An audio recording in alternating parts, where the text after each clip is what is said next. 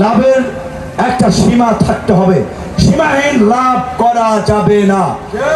প্রত্যেকটি কলকারখানায় বাৎসরিক লভ্যাংশের একটা ন্যূনতম অংশ শ্রমিকদের মাঝে বিতরণ করতে হবে।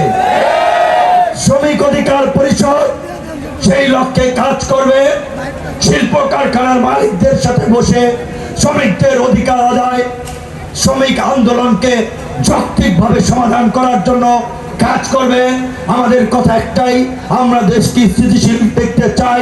দেশ এগিয়ে যাবে, রাষ্ট্র সংস্কারের মধ্য দিয়ে আগামীতে একটা অবাধ, সুষ্ঠু, নিরপেক্ষ নির্বাচন হবে।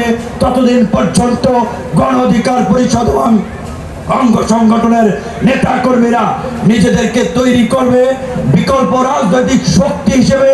আগামী নির্বাচনে গণ অধিকার পরিষদ এককভাবে নির্বাচনে অংশগ্রহণ করবে ইনশাআল্লাহ।